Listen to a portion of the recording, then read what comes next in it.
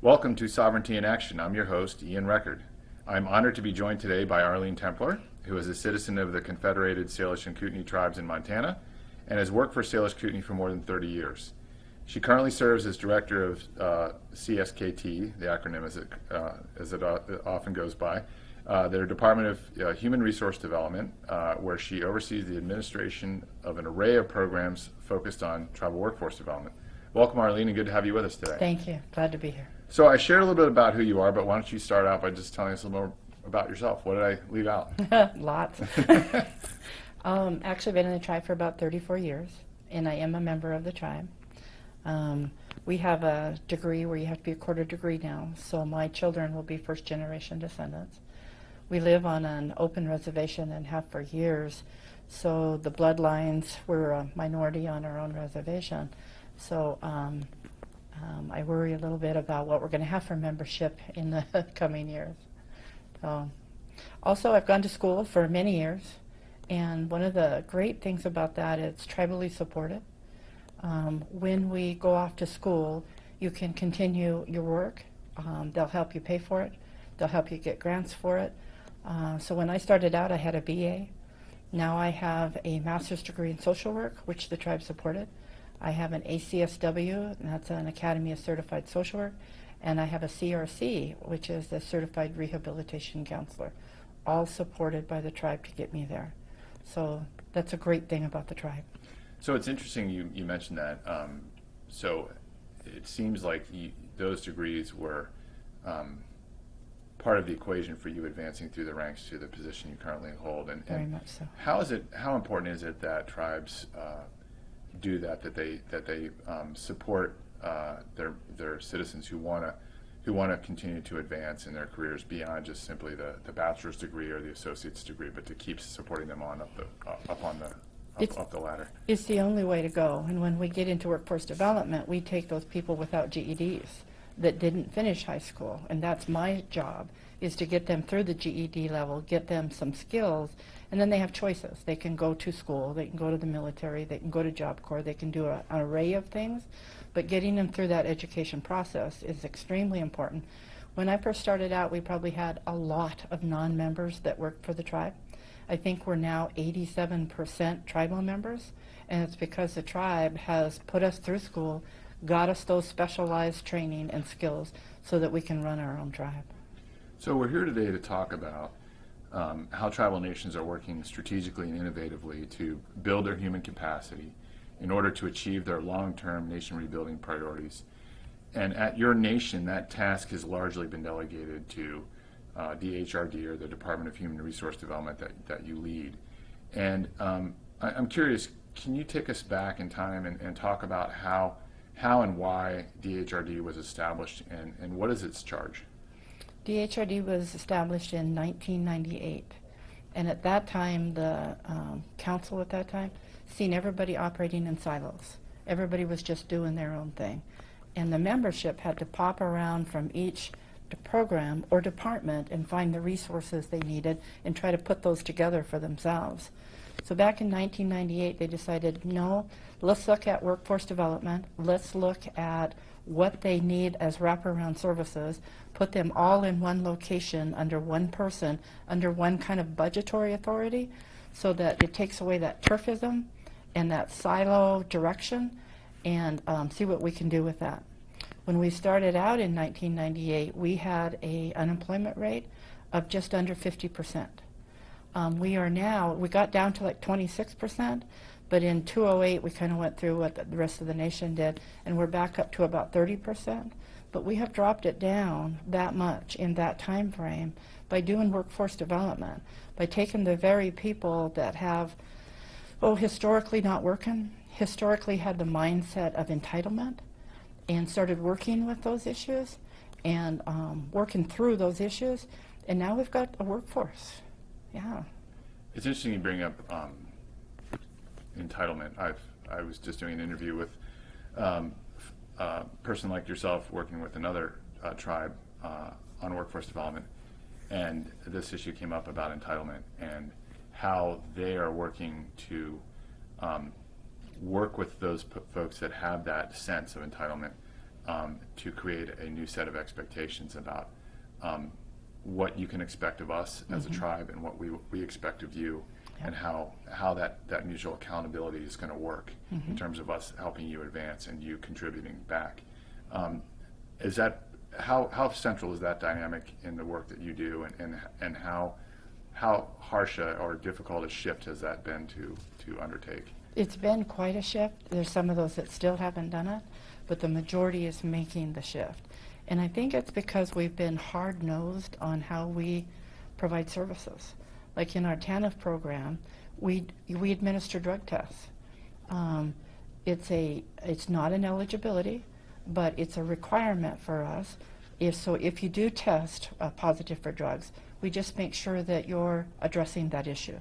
It's put in your family plan, and we're going to look at it, and we're going to take care of it. We also insist that people get their driver's license, they get their GEDs, they finish their schooling.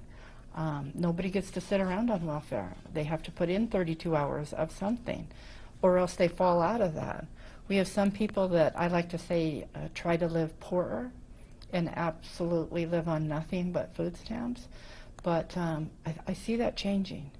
We try to catch those kids. We know who those people are because most of the time that they have been suspended for our services for something. And so we try to provide those kids with school backpacks. We try to provide them with any holiday that's coming up. We try to provide them with fun, clean activities, non-drug.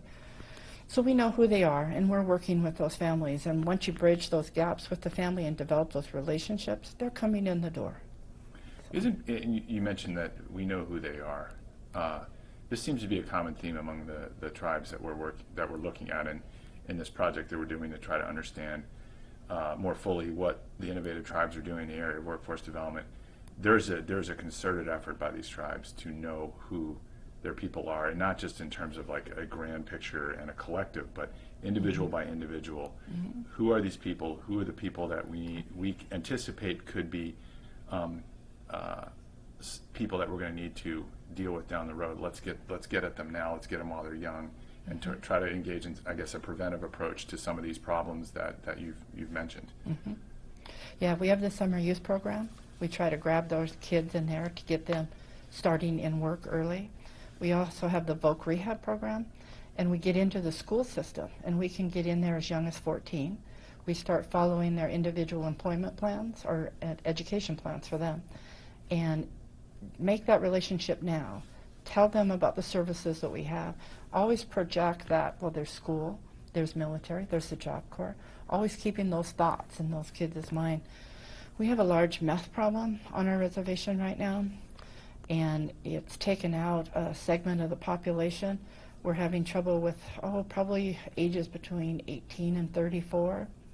I was talking to the chairman of the board for our college, and he said they've dropped from 1,100 students down to 800. And he's seeing the same demographics I am of that messing population that's mostly male.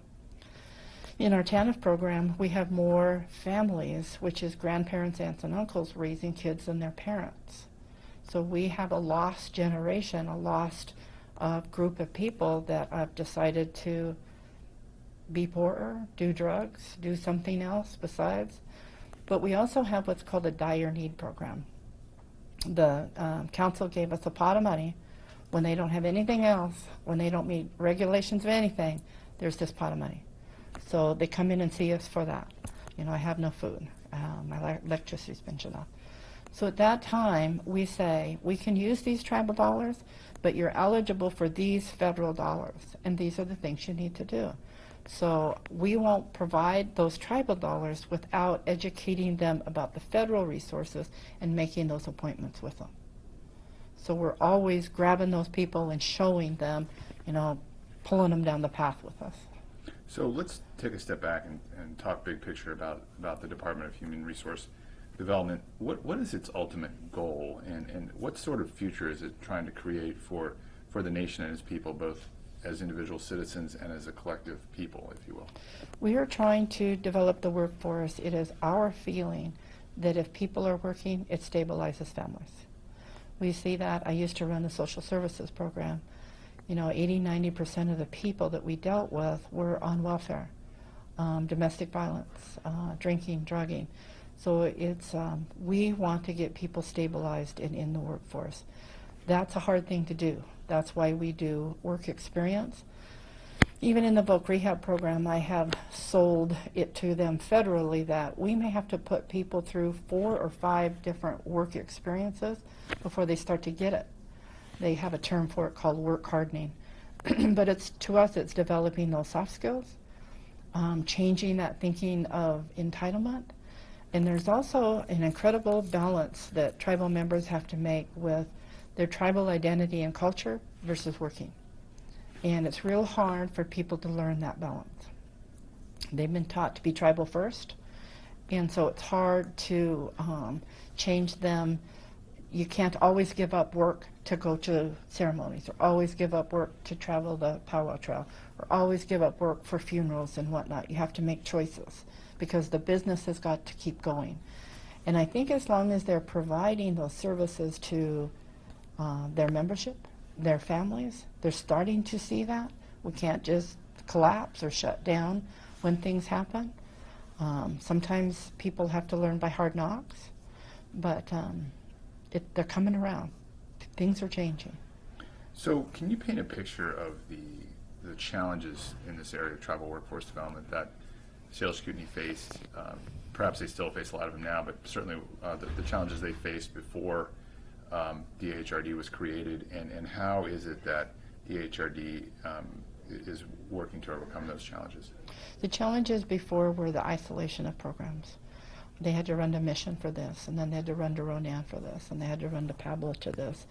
We are in a reservation that's 1.25 million acres, and we have 11 different towns, but there's only probably 6 or 7 districts.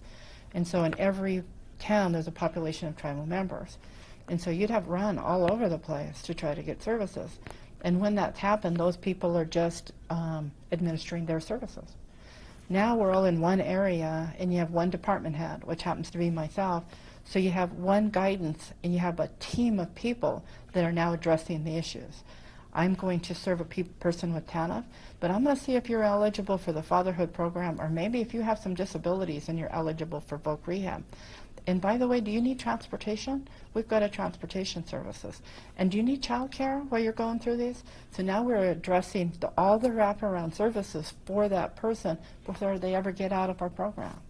And isn't part of it, too, by centralizing all of that in a one-stop shop, if you will, doesn't that also empower your ability to assess what's really going on with that person? What are their personal challenges versus when you have these things all spread out, and it's very hard for those people to coordinate their assessments of a particular individual? Yeah. Now they don't assess for their specific program. They assess for the entire department and what their needs might be. We are part of 477, and in the beginning, that gave us the ability to put all of our money into one budget and then assess that person and provide any services they needed. Some things went haywire, and they actually had us put all of our money back into the individual budget categories, and so now that's been more difficult to do. There's some current legislation going through that hopefully will change that again, so that you don't even have to bounce people between budgets. You just provide the services they need. You assess them, you serve them, and you get them moving along. It just clarified and made it much easier of how we provide those services. So can you talk a little bit about how this one-stop service center works? I think you've explained how, sort of what the rationale was for it, but how it works. Like, you know, so pretend for a second I'm a citizen of Salish Kootenai, and I show up, and you haven't dealt with me before. What's the process? They'll go to the front desk with a service in mind, and so they'll say, I need a dire need application. So we can start there. They'll fill out the dire need application.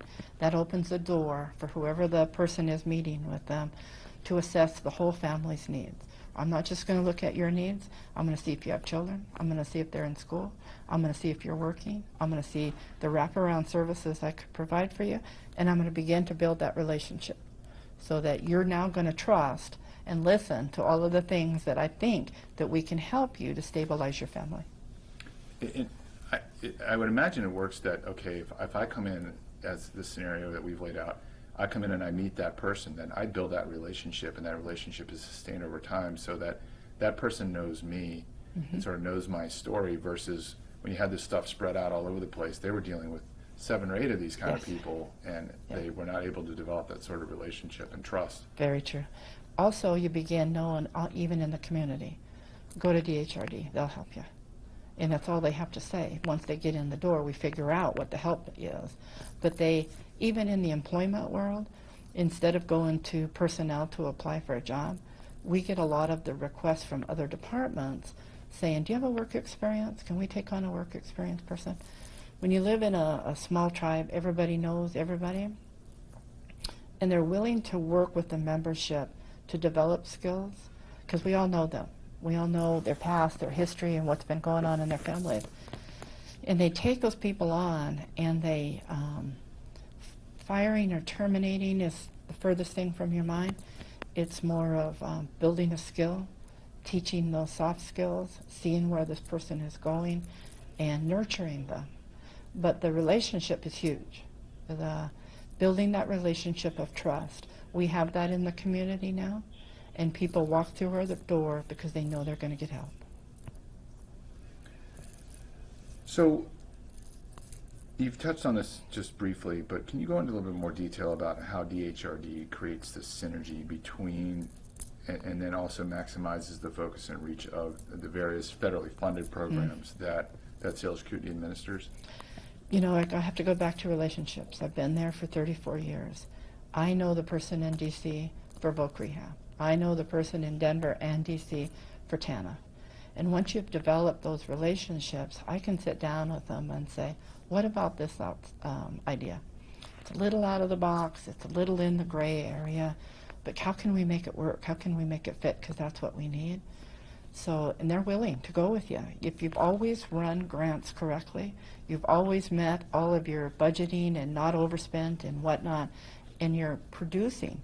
I mean, when you see results of going just under 50 into the 20s with the employment rate, they're going to say, what else can we do? You're early on the move. Let's keep it going. And so they're willing to stretch that line just a little bit to help you out.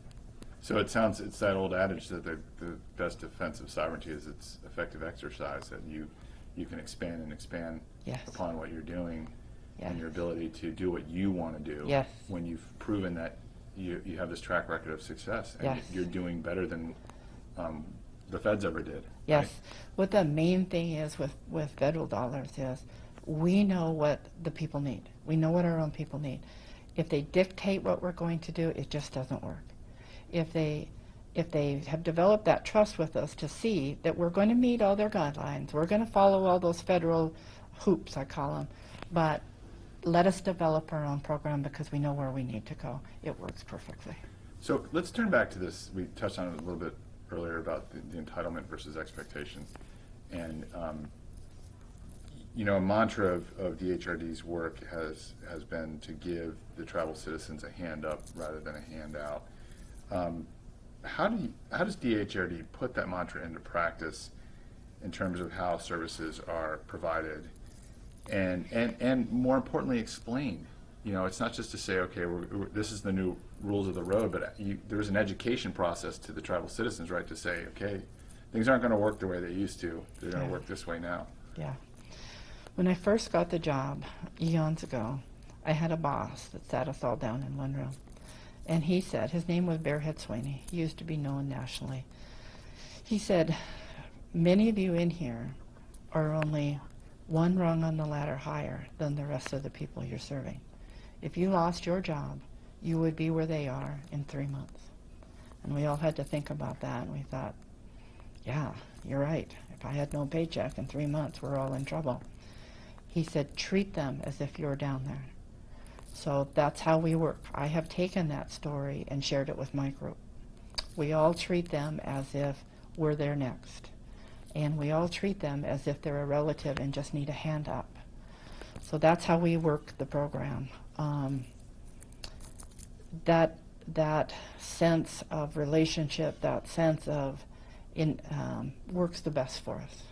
Yeah. The entitlement's still there. Some people still feel, by God, they took our land and they said they were going to provide this and they're not doing that. So we still have that. We still have that. But it's going by the wayside. People want to develop themselves for themselves and their kids and their families.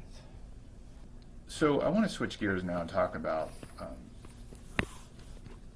if you can paint a picture of what are the workforce development activities or programs that you offer, and how do you across the board sort of develop people skills? You mentioned soft skills as a major focus. How do you develop those skills and I guess in a comprehensive fashion? We have several work programs. We are grant writers also in DHRD. So anytime we see a pot of money that's going to further our intentions of getting people work ready, we go after those dollars. So we have the fatherhood grant, which we use largely for workforce, work experience. We have voc rehab, and we have TANF, and we have WIA, and we have NEW. So I've got several pots of money that are set aside just for work experience. We also in TANF have what's called mentoring. We put people through a month-long mentoring, and the fatherhood, voc rehab, and the other programs I named can send their people to mentoring as well. Mentoring goes over soft skills, resume, interviewing, all of the things that people need to learn to go to work. They have to be there at 8, just like their job. They get a half-an-hour lunch, just like a job, and they go home at 4:30. They're not allowed to bring their kids to school or to the workplace, to the mentoring. If the refrigerator breaks down or the washer and dryer, they need to figure out how to do it off work schedule. If they don't have transportation that day, they need to figure out how to get to work. If the babysitter says, I can't accept kids today, they need to figure it out. So we put them through a month of going through those mini crises in families before they ever get to the job. And then we ask them, what kind of work do you want to do? And we'll try to find a work experience in that line. At that point, we also assess them for TABI tests to see if they have their GEDs and to see if they have any disabilities. And then if they have disabilities, that gives us a whole nother bank of dollars because we have voc rehab. We also have the college right across the street. And the college gives everybody, the tribal members, first year free. What the college is finding out with a lot of our people is they're not college ready. So they have a lot of classes for basic reading, basic writing, basic math, trying to get people ready to go to college. And we support all that. We can make that their work site so that they can continue getting those skills as they need to. I'll tell you about a story later when you ask me about a success story of how he made it through all of those systems and where he's at today. But we can begin them from nothing, from coming straight out of prison, and take them from then and build a future. And it's not a future just for that person, it's a future for the family, which turns out a future for the tribe. So every little thing that we do builds our nation. So there's the challenge of equipping them with the skills to gain and keep employment, as you've just laid out. Yep. And then there's, as you've learned in your work, there's the challenge of how do we put them in a position where they can build up a track record where they can become employable beyond our interactions with them. And that has led to what I see as one of the most innovative approaches in Indian country to that challenge, which is that your department made the decision to actually start and operate some of its own businesses, not tribally owned businesses, but actually tribal department owned businesses.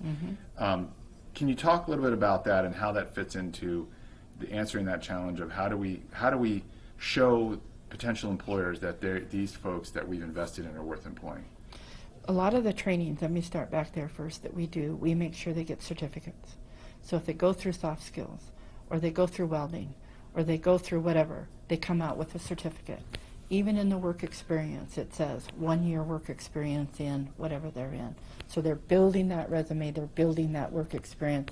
When they fill out a tribal app, there's no reason they should have it blank. They should have that, so many attachments of certificates and work history, so we're building that for them. But we did have a group of people that no one would hire. Absolutely no one would hire. And that would be those people coming out of prison, the people that have no skill or low skill and have no work history. Those people would get bypassed every time on an interview or whatever. So the tribal council supported us in an effort of buying a gas station. The gas station is also our transportation hub. So we took those people that had no skill whatsoever and put them as gas attendants. They're also cashiers, and they also work in the store. Right now, the store is totally run by work experience people. I have a person that oversees it in my office, but it's totally run by them. I have had so many people hired out of being a gas attendant because the tribal members come, they know it's a gas station that's owned by the tribe, and they develop that relationship with them. They take their money, they wash their windows, they're there on time, they jump out there and help them. And they say, you know, what kind of job are you looking for? You don't want to stay here forever, do you? And I lose my gas attendants constantly. Sometimes I'm without gas attendants because they're being hired everywhere. So it gives them a chance to prove themselves. So they've had an assault in their history. So they haven't had any work experience. They've seen the person now. And they've seen what they're changed or what they're capable of.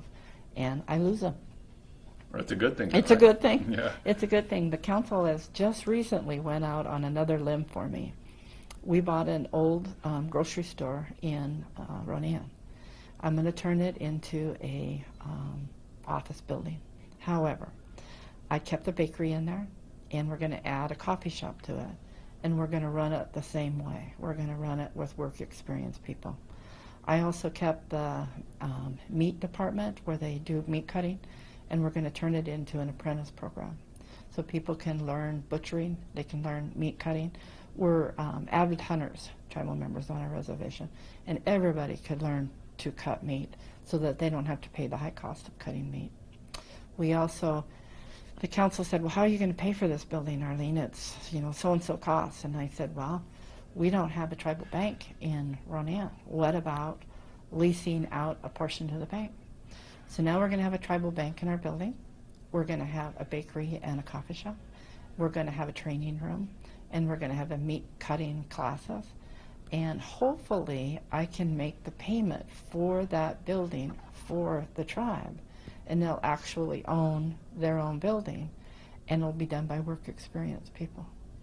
So that's my next challenge that's just starting. Well, it's good. It sounds like more and more opportunities for Yes. folks to prove themselves, as you were saying. Yes. Another one that you haven't mentioned is Sylvia Store. Could you talk a little bit about that? Sylvia Store. What we've seen is people living on welfare just don't have enough to make it. Absolutely do not have enough to make it. They were coming in for that dire need program I was talking about earlier for food, and they don't have, when they get a HUD house, they can get a HUD house, but they have nothing. Absolutely nothing. No beds for the kids, no dressers, no anything. So what we did is developed what's called like a Salvation Army store, and went and found donators. So we have 4 large national donators that just donate their extra stuff, their stuff that didn't sell. And we also have, we've become widely known now on the reservation, our own resort. When they change out beds, or when they change out sheets and blankets and comforters, we get all of their stuff. So now when we have a family on welfare or TANF, we can provide those basic needs, the startup stuff that families need. We can darn near equip a house. They've also, those donators have provided toys for Christmas. They've also provided all of the materials you need in your backpack to go to school. So it's become a huge resource to the families in need on the reservation. So I want to switch gears now and talk a little bit about how DHRD supports would-be citizen entrepreneurs in your community, which I know is also part of what you do. Because there are those that would prefer to work for themselves and sort of be their own boss, as the adage goes. Can you paint a picture of how that works and why that priority, why that's so important? We have a lot of people that are very talented, but there's really no market for them, or they don't have the ability to market.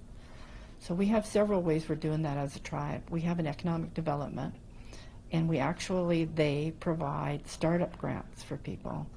It's only $7,000, but with our people using that for capital, sometimes they can get set up. We also, the college does small business, And we also have what's called S&K Holdings, which helps people develop their business plan. So everything is set up for them to learn how to do it. And it's all free to them. They can go to every one of those and learn how to do that stuff. And then even in TANF, we will support their efforts to help them get off TANF. They can take what's called a one-time payout. And so they get 3 months in a row to get paid out. They can use that money to help get started, buy materials. Most people don't rent a place. That's too expensive. They work out of their homes. But they're fantastic beaters and painters and sculpture and a whole bunch of things. What we do very successfully with TANF clients is we help them bundle employment. We have wood. You can get firewood in the winter. You can get Christmas trees in the winter. In the summers, you can get post and poles. You can do wood as well. In the summers, you can do cherries. You can do potatoes. You can do apples. There's so many things that you can do. And we, I don't want to say push, but we help people find those resources. We are under a 5-year limit in TANF.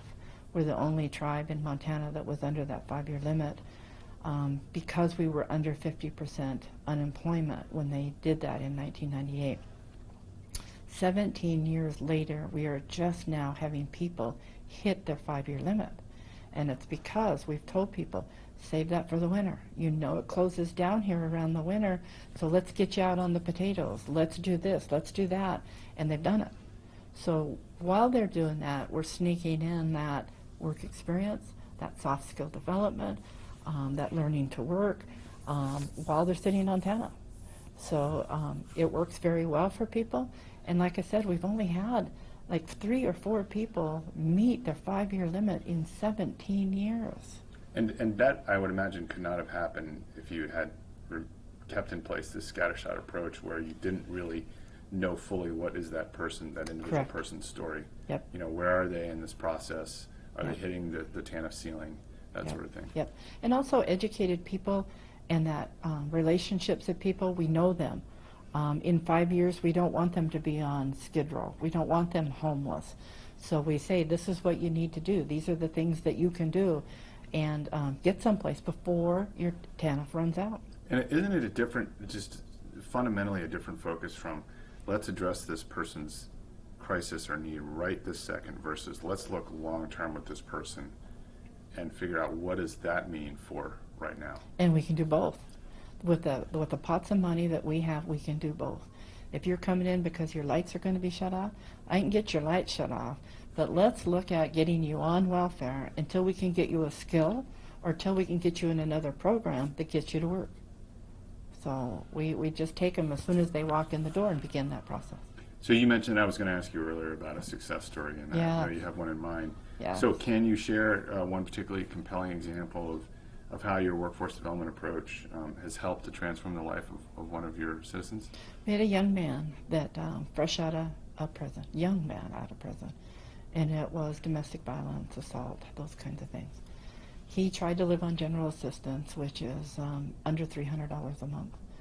Always in, trying to get dire need, homeless. You can't live out in a home on $300 a month. So we brought him into the WIA program, which is workforce development. And we put him at a Quicksilver, our own store. And we put him as a gas attendant. Now he had, we do background checks and whatnot for people working with people. So he couldn't do a whole lot of jobs. He couldn't work with elders, he couldn't work with children, he couldn't do this, he couldn't do that. So he had already bounced around for 3 years before he came to us. So we put him as a gas attendant and let him work there for 2 years. In that 2 years' time, the transportation department works out of there. It's the hub. He liked those drivers. He liked what they did. He liked how it operated. He said, I want to be a driver.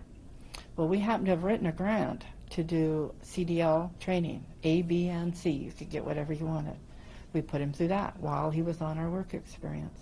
He now is a driver for the tribe, supporting his family and loving it. So, you know, you guys have been at this for quite a while now, since 1998, and you know, you've been refining the approach as you've been moving along, learning from your successes and your failures and all that kind of stuff, and continually strengthening it. And and it seems like things are moving in a very positive direction. But I would imagine that there is some concern about how do we sustain this over time? How do we sort of make this a permanent part of how we approach this challenge? How real is that concern, and I guess how are you guys focusing on sustaining this approach and making it last? It is a concern. I really hope to retire in 3 years and run out the door. So it's how do you put this in place before you run out the door? People have seen the success of the work experience.